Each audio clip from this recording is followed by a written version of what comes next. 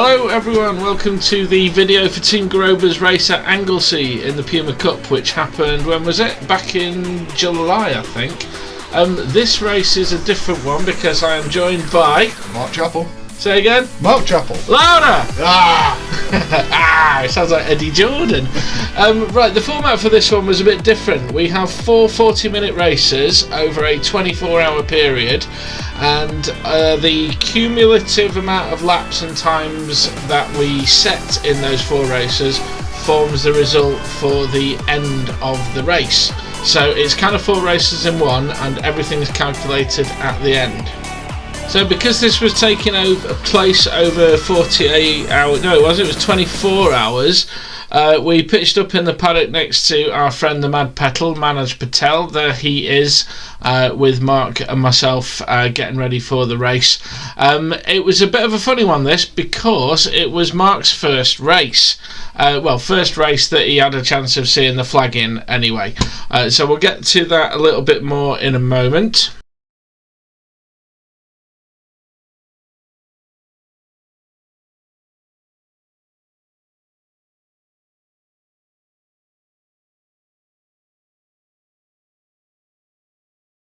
Okay, while you enjoy some pictures of the weekend, I just want to apologise for the state of the audio. Because Mark and I are recording this bit together, we're on a very cheap and nasty little microphone rather than the normal one that we use, so you'll just have to suck it up this time. Qualifying on Saturday happened early in the morning. We really didn't care too much. There were 3 Pumas attending this round. There was myself and Mark in Woodstock, and there was Gareth Cotgrove in the blue Scots hire car, and then Mark Kerbeler and series returnee Alex Eacock in the sort of silvery and blue car. So because there were only 3 of us, the main thing really was just to make sure that everything was fine in qualifying. We'd done a lot of testing on the Friday. Mark spent a lot of time behind the wheel, getting up to speed, learning the circuit, learning the car a bit more, so on and so forth. And because of the length of the race, what's 40 times 4? Enough. Plenty of minutes. There were plenty of minutes of racing to happen, so we weren't too worried about things happening in qualifying. It was just a case of making sure we got through it okay. Okay, so the time is now about 2 PM on Saturday afternoon, and we're on the installation, the warm-up lap for race 1. Now, because this is a rolling start and the field is quite large, I'm not going to be able to see the green flag, see the green lights, even though there aren't any, it's the red ones that go out, because there's a 90-degree corner between the lights and where I will be when they go out. So for this round, Mark installed a pit-to-car radio for us. Mark, tell us a bit about what you did with the actual hardware of it to make it work. So, straightforward, just normal walkie-talkies, external aerial in there, and then both me and John have both got in helmet headphones and microphone, so I could just basically speak to him straight from pit wall. Which was brilliant. It was on a push-to-talk button for me in the car, and because Mark was in the pit lane, he was able to see when the lights went out and then shout it down my ear, which is why you could see then I got a pretty good start and nearly got myself of the Fletcher's Alfa Romeo 33 in front of me. Didn't quite make the pass happen, but it would have been nice.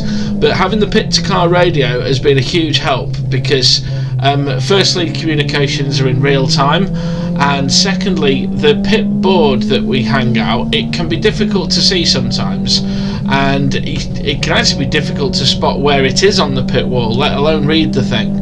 And Anglesey's got a very short start line. By the time you turn around the last corner, you will time it next time round actually, but you're only on the start line for a handful of seconds. So to be able to pick out the board, read it, spot your braking point, make sure there's nobody on your inside, so on and so forth, it can get a bit hectic. So being able to listen to Mark's prompts, oh, what happened there? I spotted a chance to go up the inside of, I think that was James Manning in the little Fiat 500. He was racing in a different class, so we weren't racing for position there, but yeah, you know what it's like. If you're on track and you're a similar pace, or you can make a pass on someone, then you go for it regardless of what class you're in. So yeah, the pit to car radio, it was the first time we used it, and literally the very first time we used it, it was great. It gave us a brilliant advantage and took away that possibility of losing out unnecessarily, which is great. So as far as the race is concerned, can you see that blue car ahead of us? That is Gareth Cotgrove in the Scots Hire Puma. Now, Gareth's been racing in the Puma Cup for how long? A couple of years now? Couple of years now. Second season, I think. Second season. He's getting faster and faster and faster. And this particular round, he put it on pole position. I can't remember how much quicker than us he was, but it's testament to how far he's come. He's really, really put the... think of a daft analogy, John. No, I can't. He's just worked hard. He's listened to a lot of people. He's done a lot of testing, and it's really paying off for him to the point where he out-qualified us. And as you can see from this, we're struggling to catch him. I do remember from Mark putting the pit board out, and sorry, not the pit board, on the pit radio, saying that we were catching a couple of tenths per lap. But at this stage of the race, I think we're on lap 2 now, I'm not really sure. The gaps remain pretty much static. And I have to be honest, I wasn't overly concerned about that when I was in the car, because you're just thinking that there's 160 minutes, which is 40 times 4. Mark just worked that out. Thank you. 160 minutes of racing, so anything can happen. There's going to be nighttime racing, there's going to be a fatigue setting in, there's going to be, the car itself is going to be under a lot of strain, both our car and Garrett in front, and Mark Kerbler in the silver and blue car, but you can just see him in the rearview mirror. He was dropping back a few tenths per lap, but again, it's only one mistake. You know, if you're in the gravel, if you go off 30-40 seconds off the road, and that could take you 4 races to make it up. So it was important to be consistent and keep lapping safely, keep hitting our marks, and make sure that we did everything properly. On the back of that, where the testing on Friday that we did, both me and John, I was going out there to get myself acclimatised to the track, learning the car a little bit. It's been a while since I've been there under proper racing conditions and track conditions. So is that going out there, building on the times that I've got on track, make sure I can be consistent, especially when we got coming up into the race, especially it's night time. It's getting used to where are these marks, where can I brake, what does this look like. Everything looks a little bit different, especially when you race. You've really got to hit those marks. If you do miss it, you're going to be off, and like John says, that means the guys behind are going to start catching up towards you, and you're going to start losing the people in front. It's about seat time, isn't it? I mean, yeah. Mark, you've done loads of laps around Donington, and I know you're pretty confident around there, and it's essentially the same thing, but the bends are different, and you just have to sit in the car and, you know, learn the new config, and like you say, hit your braking marks and whatnot. But how much time did we do on the Friday? We had loads, didn't we? It was about half a day in total. Going through to the open pit lane, while the sessions, you managed to get a hell of a lot of time in there. And you can see from the cars overtaking us now that some of these cars, they're in faster classes, because we're actually on the grid this weekend with the tin tops and the turbo tin tops. The Puma Cup are the 3rd class, and we're the slowest of the 3. These particular ones, I don't think they were lapping us. I think they had issues on the grid. Speaking of issues, keep your eye on the blue Puma ahead of us. Gareth, what you doing? Left-hander at the corkscrew, the bottom of the hill. Well, this is what happened, thanks to Alpha Live for their footage. But, oh no, there's a wheel that's gone on the Puma we just saw there. That's the Scots Hire car. Gareth Cotgrove. It's Cotgrove, yes. The wheel is detached, and I didn't quite see where that's. And there he is. Yeah, he's not come great. completely to rest, and the wheel is still we spoke going. to Gareth afterwards, and it was something to do with the bearing, wasn't it? It was studs. Well, at least the wheel has they come put to new rest. studs in, elongated studs to put spacers on. It seems it may have been a little bit too tight. They cracked one in qualifying, which they replaced with standard ones, and then it seemed like the other 3 went as well. So loose wheel. Yeah. I didn't know that as I was driving around. I could see the car was sort of leaning down on the right hand side, but I'd not noticed that the wheel had fallen off. So I didn't know if that was with the gradient and the way the track falls away there, it could have just looked like the car was leaning and he might have been able to drive it back onto the circuit. So I didn't know that Gareth was out of the race, or out of this part of the race. Of course, remembering that this is just one of 4. Of course, Mark's on the pit wall here. He won't know either. Actually, could you see Gareth go off from the pit? I didn't see him go off. I know you mentioned it on the radio. I'm just going down the back straight up to the hairpin. You did say that Gareth's gone off. I didn't quite hear fully what it were. Right. Then when you came past, I realised he wasn't in front of you, which is always a good sign from our point of view. But hopefully Gareth was all right, which he was, and managed to get the car fixed for a later race. Yeah, I didn't know if you'd had the line of sight from the pit wall up to where Gareth went off. But obviously, again, using the radio, very helpful. And not only for us, but also for the people that were there supporting Gareth. He'd got Rick Clare on the pit wall with him that weekend, and poor Rick didn't have a clue what had happened to his driver. But because we'd got the radio, I was able to tell Mark. Mark could then pass the message on to Rick, and it's just better. I mean, you've been on the pit wall when I've not come round, and it's always a bit worried. You don't know what's happened. I was there. I could tell Rick that everything was fine. He was fine. We just didn't see clearly what happened. But yeah, as you can see, Gareth was absolutely fine on that one. Yeah, so Pits Car Radio is good for many different things. So I'm in the lead of the race now. I did put a graphic up a moment ago with the lap time to the car behind. I think it was about 7 seconds. Mark Kerbler, he loves this track. He doesn't do all of the Puma Cup races each year, but he always seems to make a point of getting over to Anglesey. And I think it was in 2022 Mark picked up his first trophy at this track, so he knows his way round. And I knew that even though it's 160 minutes, I'm going to have to keep working that out in my head rather than just remember it. You do want to build a gap. You know, I'm still not sure what's going on with Gareth, whether he's back on the circuit or not. It turns out the marshals had pushed his car behind a barrier. Oh, there you go, 7.9 seconds.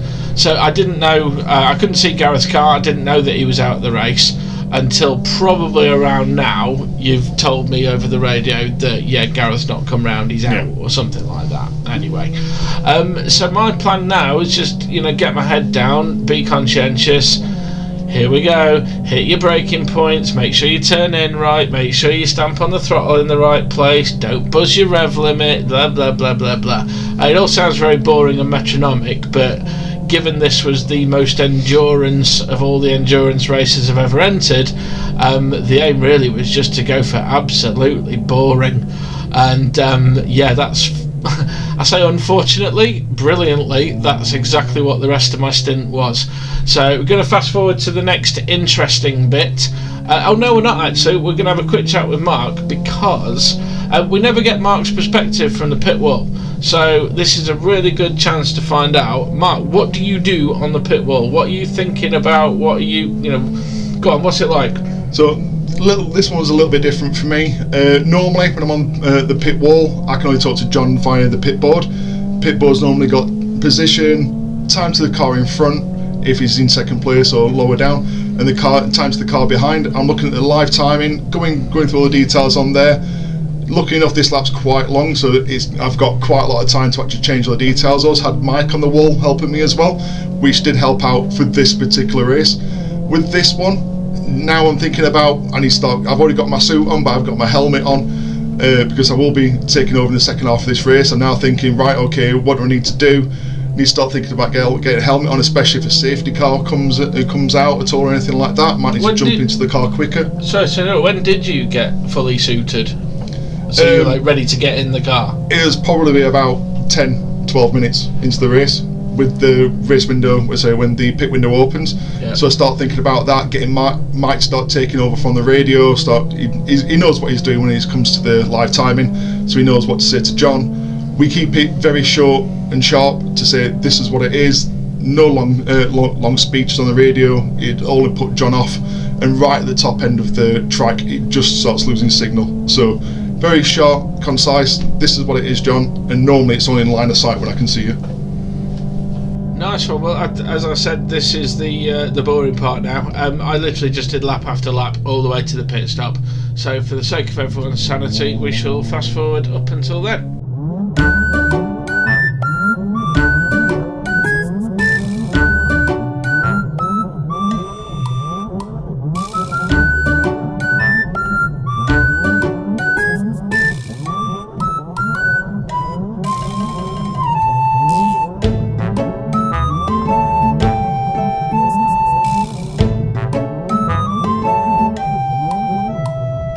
So here we are at the mandatory pit stop. For those of you that don't know the drill, we all have to make a pit stop in the race. We have to be a minimum of 90 seconds from where we enter the pits to when we exit.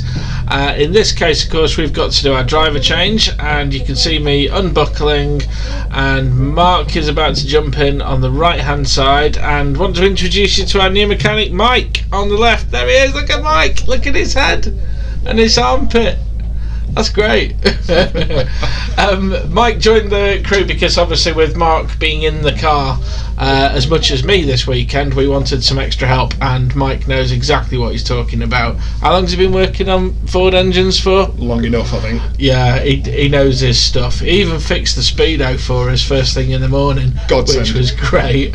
Right, Mark, I'm going to let you talk through this bit because you're getting yourself buckled in, ready to go out and race for the first time. Yeah, so this bit nerves kicking in quite a lot. It's actually coming a little bit real now.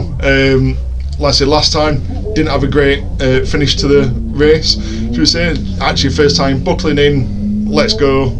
You see Mike there pulling on the straps, getting me nice and tight. Now this is the only problem with the radios that we had. So fiddling about with the radios, trying to get everything all plugged in. The timer's whipping on now. We should probably at this point should have gone. So we actually hemorrhaging town now as part of a pit stop just to get this radio plugged in. John's helping me out. He's still in the door, getting it all plugged in, trying to get into a position that I can actually touch. There we go. Right. Yep. Oh no, it's not. Last little bit in. Right. Door closed. Off we go. So going up pit lane, just make sure hitting the speed limit, and then straight out onto track, onto a live track. First time for quite a few weeks to get out since the last race. Getting on to turn 2, just checking my mirrors, just feeling what the car's like. Car's nice and warm. John's warmed it up for me, which is fantastic feeling when you get into it. Inside and out. Inside and out. And as you can see here, straight away, turn 3, we've got some of the faster cars coming up behind me. So we've got the one of the Fiat 500s, extremely quick in a straight line, but we do and there goes Windmill. Windmill's extremely fast Civic EP3. He was leading the race overall at that point, wasn't he? I believe he was, yes. Extremely quick car. So he's like, right, head down now, there's nothing behind me, let's just see where these braking markers are now. And there we go, does Windmill outbrake himself now? And yep, Windmill outbrakes himself, goes a little bit wide. Me a little bit tentative going into there just to make sure that he's not either across the track or anything else. And then head down, start thinking about what happened in practice and qualifying in the morning. Track conditions are a little bit better than what they were. It was a little bit green first thing. We were the first race out, but I said John's already been out for nearly 20 minutes now. So head down, get into the first lap, get into the rhythm of things, just seeing how it all plays out and how the car feels.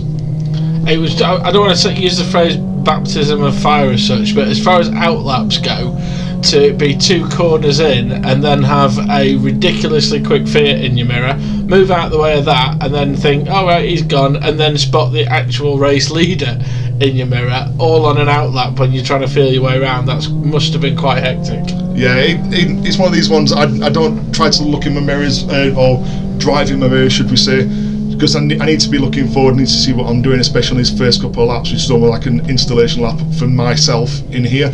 But yeah, seeing those come through, it is extremely quick. I was going to say, it's too easy to be too considerate of the leaders, and I know I was guilty of that when I first started the Puma Cup. You see someone in your mirror, you just jump out of the way, and whilst it's kind of a good etiquette, it's also a bit problematic as well, because if you jump out of the way, you make yourself unpredictable, and the leaders don't know where to pass you. And similarly, you've got your own race to run, and we all pay the same entry fee, we've all got the same right to be on the circuit, and we don't want to disrupt anyone else's race, but we get ours ruined just as much by leaders coming through as we ruin theirs by getting in the way. So it does all even out in the end, but yeah, it's just the nature of multi-class racing, really. Yeah, you just saw it there on the mini, coming down the start finish into turn 1. We always try and make sure that we can give a little bit of room, but the Puma is extremely good on its brakes and mid turning and mid corner speed. A lot of these cars we're significantly quickly going in, and we can get around the corner and on the power a lot quicker. We prefer people to try and overtake us coming out of the corner because they've got the nice tricky diffs and everything else, and they've got the straight line speed. where you see there, I'd stay out a little bit wider and miss my point turning in, couldn't see the apex of the corner, so again, just losing time to the people behind us catching up. And Alex is, I think, now in the car, so Alex is going to start chasing us down quite a bit. He is a quick driver, he can pedal these cars extremely quickly. Yeah, to recap on the situation then, Gareth Cotgrove, the guy's wheel came off, he's obviously retired. I don't know if Mark Kerbler pitted before me or after me, but we had a net 10-second lead on that car. We didn't really mess up our pit stop, it just took longer than we thought, that's all. We lost about 20 seconds in the pits. So I was thinking that the Kerbler Ecock car would be 10 seconds ahead of us. What I now knew this on the pit wall because I'm out of the car and I'm looking at the timings and such, that they also messed up their pit stop doing their driver change to the tune of about 20-25 seconds. So it kind of all shook out in the wash that it was the same afterwards as it was before. So Mark's in the car here about 10 seconds ahead. The difference is that Alex Ecock is now driving the car, and respect to Mark Kerbler, he's a quick driver and he's still getting quicker, but Alex is one of the stalwarts of the Puma Cup. It was his family that essentially started it, and Alex has been racing in these cars for probably a decade or more and is ridiculously quick. So I dare say I had I got the fair share of the cards by going out first, and now Mark is in the car being chased down by Alex. And at this particular point you can see me reaching to the right hand side. There was issue with the radio, so at one point it seems like it's either been unclipped or clicked out a little bit on the microphone, so I couldn't quite say anything to John or hear what coming through. Then once I plugged it in, I needed to turn it up a little bit, so you can see me there just reaching across to do it. Again, a couple of laps into a race, it's probably not the best thing to do, you should be concentrating way forward, but you can see no one around me, it's nice and safe to do it, so I thought perfect time to do it. So speaking of Alex Ecock, it turns out that he's about 10 seconds behind us on the road right now. I was having to use the stopwatch on the pit wall because the timing screens hadn't quite sorted themselves out after the pit stops. It gets a little bit complicated sometimes, so it's just better to go old fashioned and use your eyes and a stopwatch. So at this point, couple laps in now, just getting a little bit of the rhythm going, feeling what the track's like, feeling what the car's like, and just drive around, driving my own race, like as John's saying, literally hitting the apexes that you need to, making sure you go around, and you can start seeing now the cars behind us start catching us. So looking in my mirrors there, I know they are quicker. It's like, how much quicker in a straight line are they? Coming up to one of the straights at the moment. Could you tell if one of them was Alex or not behind you? Not really. I mean, the mirrors aren't the greatest. The rearview mirror, as you can see in the camera, is pretty much what you can see in the large mirror in the middle. So I can just see fast cars approaching. However, seeing at the speed, oh, there you go, a little bit of an overshoot, looking in the mirrors, watching these cars come. And there you go, you got a Clio, looks like it's going to take me on the outside. And again, we're wanting people to try and overtake in the straights, but he didn't quite make it. Again, slightly faster, coming out the corners. There you go, Mini as well, give them a little bit of room, and then see if we can follow their wheel tracks as much as I can. But yeah, so the rate of knots that they were catching me down the straight, I kind of thought it may well not have been Alex, but that was always one thing in my head, knowing that they are behind us on the road. Yeah, that's the thing, because I know it's about 10 seconds when the pit stops shut down, or shut themselves out, but 10 seconds, it's alright, everyone knows and can count 10 seconds, but what does that translate to in terms of distance on the circuit? It's like, I don't know if that means that they're like 10 car lengths behind me, or I can't even see them in the distance. Yeah, that part of the track there, when you go around the hairpin, just come down the last little bit of the straight onto the start finish, it's actually quite good, because it's a 180, so you can actually see the other cars coming the other way. And later on in the race, when I actually realised Alex was there, I could actually kind of see where he was catching me, how far he was behind on the road. Knowing then what I need to do, is it just, do I need to start pushing it a little bit more, can I keep on doing what I'm doing? So you can judge it there, and likewise coming around this corner here, as you go around to the right, you have a cheeky look to the right, you can see we're there just looking across the right, just seeing, yep, Alex is there, but I've got a little bit of time to him. and then the next lap round I'll do exactly the same thing, just to judge by eye, actually is he there or not, regardless of what John comes on the radio and says. I know sometimes John likes to G me up a little bit and say, oh yes, you're getting a little bit of time, or yeah, you're doing a fantastic job. But there goes Adam, another absolutely flying along Ford Fiesta there. Again, I think he's doing second or third overall, doing a really good job. Still better on the brakes though, Still a lot better on the brakes. Like I said, these cars are fantastic. Corners, there you go, into corners again, all the power a lot easier and a lot earlier, and then just pulls away down the straights. Nice one, Mark. I know this is your first race and everything, but we've got a lot of footage to go through, so we're going to skip forward to basically when it got a bit hairy. Okay, you cool with that? Yeah, I'm all good. Let's go.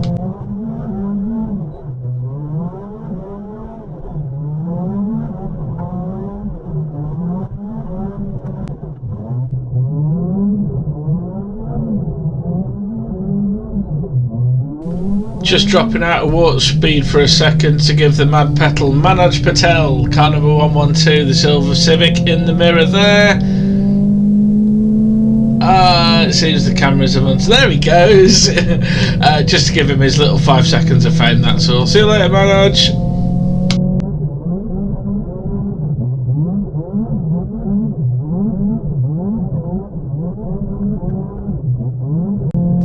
So I've just spent the last 3 or 4 laps with my head down, just hitting the points I need to hit, as well as letting faster cars go by. I'm now coming up against one of the back markers. It's car number 88, one of the Enduro KAs. Just planning out what's going to happen. I know they're not quick in a straight line, coming down to the hairpin here. I know he does move over a little bit. I'm thinking, oh, there's a nice little gap there. Oh, no, there you go, it's closed. Right, okay, so take a little bit of a wider line, get a little bit of speed, pulls over, lifts a little bit, lets me past, thank you very much, pull back over in front, and then carry on my merry way, nice into braking zone. There you go, turning his apex around there somewhere. There you go, Mr. Chappell, carry on your way. Now, I know that was a back marker, but it was also what? It was my first actual pass on the track. Woo! Yeah, considering you've only been in the car for, what, 15 minutes at this point, probably? Yep. Yeah, to get a pass, nice one. And I've always thought it doesn't really matter what the speed differential is. Overtaking another car on a track is cool. I did actually think about that coming up, and I thought, actually, this is my first actual overtake, so it's not got a problem. They are at full racing speed, so yeah, it was my first overtake, and I was smiling at that particular point. Yeah, that particular car, the number 88 KA, we don't know the driver's first names, unfortunately. Mr. Rogerson and Mr. I believe Salyer. Remember them because they will pop up in our Anglesey story again, but not until part 4. Okay? So where are we now then? I can't quite see the timer. I'm guessing there's not many minutes to go. Maybe 3 or 4 laps, something like that. So yeah, just put you in the picture again to remind you. Sorry to go over it again, but we've got 4 races, so it's 160 minutes of driving. Well, thank you. We've learned that now, haven't we? We've been trying to work it out this morning.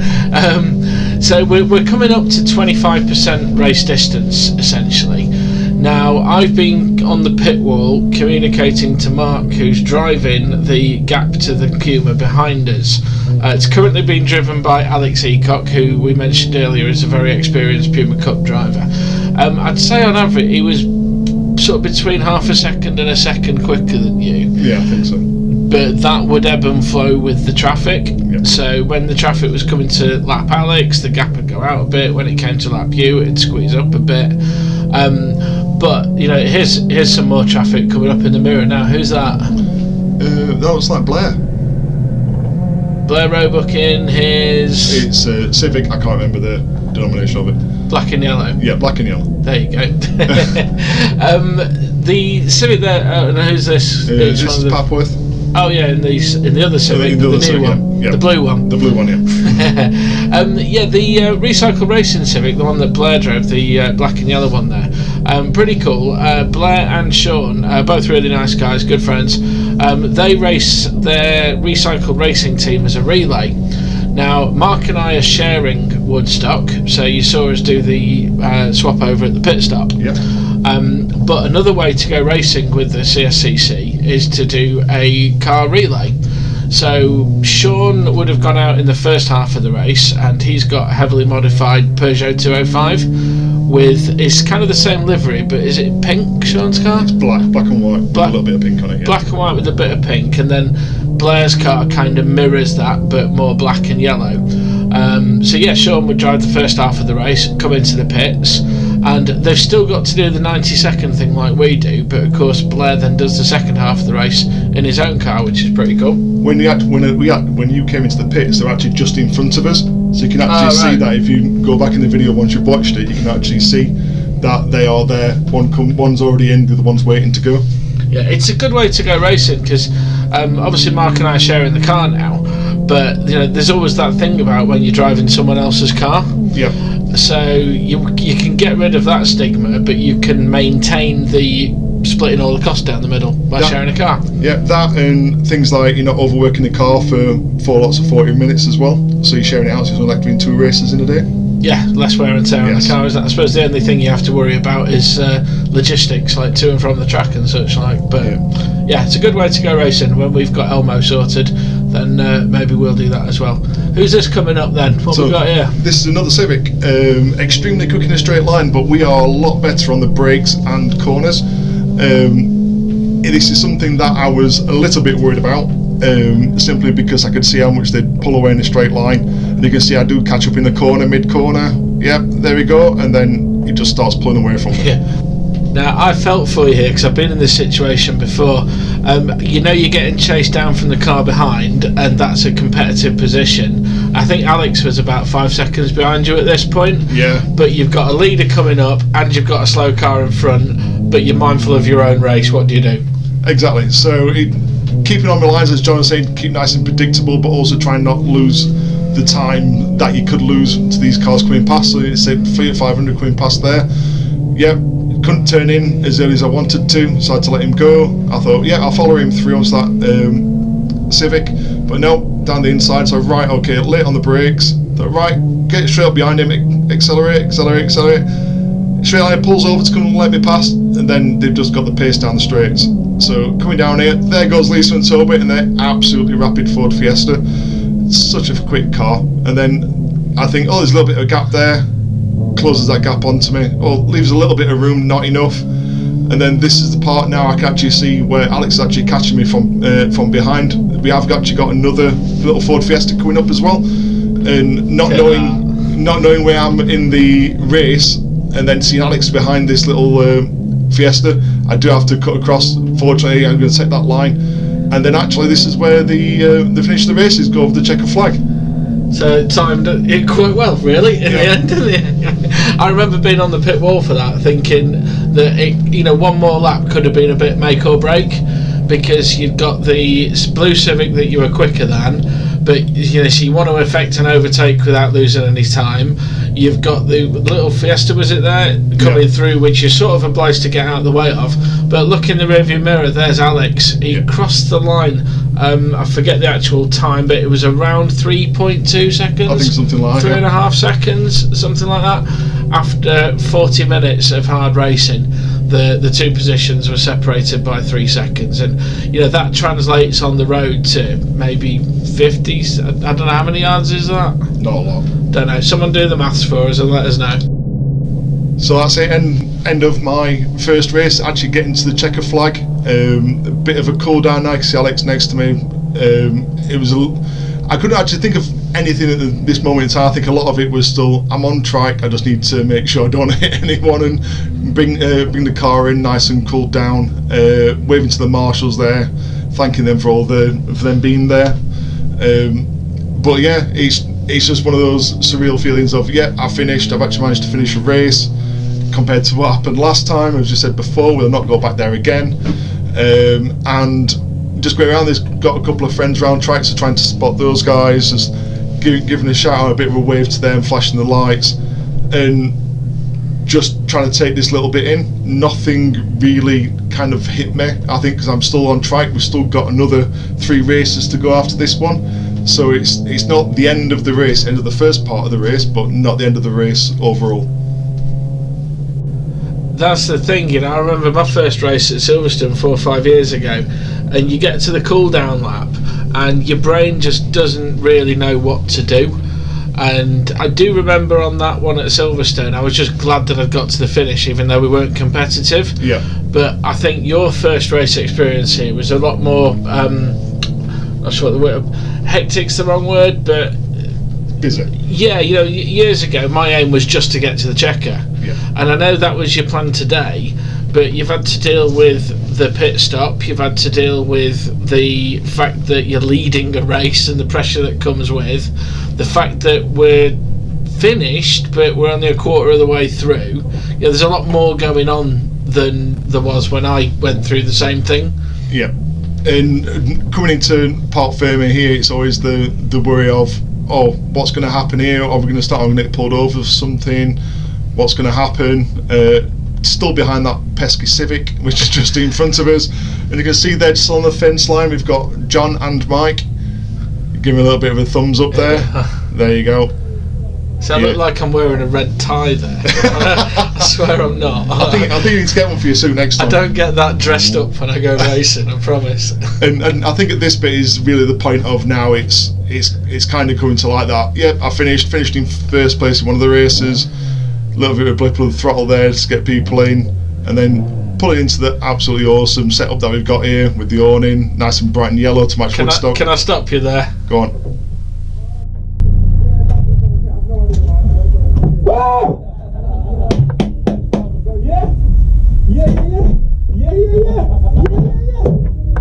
Everyone buzzing.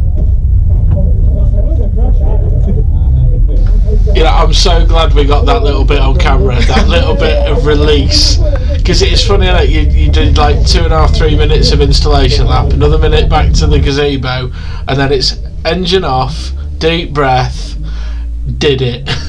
I can't actually remember doing that whatsoever. Really? It must have been the adrenaline going or anything. I just cannot remember that whatsoever. Here's me and my red tie coming back to say hello, and you might have heard Manoj congratulating Mark just then as well. He got back a little bit before us. You know, all in all, that was one hell of a successful Puma Cup. I wouldn't say debut, but yeah, it was your first race, wasn't it? You didn't do any racing at Snetterton, so that was your first race. And look at that, big bear hugs all round, and Mike was there too. We need to say thank you to a few other folk who came to support for the weekend. Firstly, there's our friend Jack Werrell. Jack was at the track doing commentary for the circuit tannoy system for spectators around the track, and in his downtime he kept coming over to say hello and check how we were doing. Also some friends of the team, Casey Swindon, Dale Meads and Carl Longdon, all took time off work to come up and support and spend a few nights camping at the circuit, so certainly appreciate that. Thank you very much for coming along. Right, at the moment it's probably about 3 o'clock on Saturday. We've got a 3.5 second advantage to Alex and Mark in the second car, the second place car, and Gareth Cotgrove is unfortunately 19 laps down, but there are 3 races to go. We've got about 4 hours before we have to be on the start line for race 2. That started at 7 o'clock, I think. Yeah, thereabouts. Yeah. So once all the adrenaline's dropped down from this one, we basically had about 2.5 hours downtime before we started getting ready for race 2. So it was pretty intense. We hope to have the video for that one up pretty soon. I hope you've enjoyed this one, and yeah, thanks very much for watching. Put anything in the comments, do your old like, share, subscribe thing, and I shall say goodbye and see you on the next video. See you later. See you in the next video.